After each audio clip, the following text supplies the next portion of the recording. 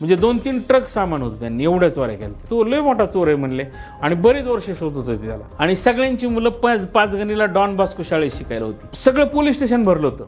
त्यांनी मारुती एंटरटेनची पुढची जी number plate आहे ती वेगळ्या नंबरची आणि मागची वेगळ्या नंबरची.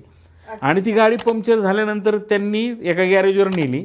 त्या गॅरेजवाल्याने बघितलं की मागचा नंबर वेगळा आहे, पुढचा नंबर वेगळा आहे. अरे काहीतरी म्हणून त्यांनी एका पोलिसाला सांगितलं की अशी गाडी आली. आणि मग पोलिसांनी त्याला पकडलं. चोरी करताना नाही पोलिसांनी पकडलं. मग ते लक्षात आले की अरे हा तर तो लय मोठा चोर आहे म्हणले. आणि बरेच वर्ष शोधत होते त्याला. एवढंच त्यांचं सामान आणलं होतं तर ते पोडफाटा पोलीस चौकीला सगळं पोलीस स्टेशन भरलं होतं. कॉम्प्युटर त्याचे ते सगळे जुने पीसेस, मग ती सगळ्या वस्तू एवढ्या वस्तू होत्या.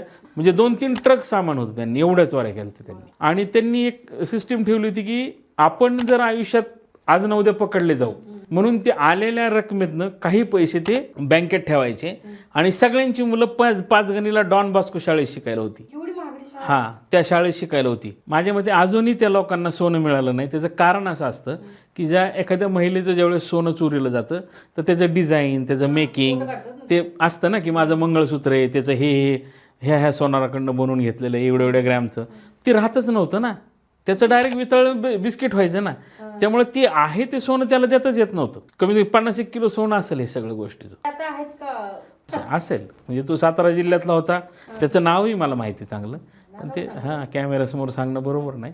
आणि तो गावी तो खूप मोठा पुढारी होता. खादीचे कपडे बिपडे घालायचा. पूर्ण गावात रस्ते विस्ते, मंदिरं, गोरगरिबांना मदत, असं सगळं असायचं. पण बाहेर ह्या सगळ्या गोष्टी व्हायच्या.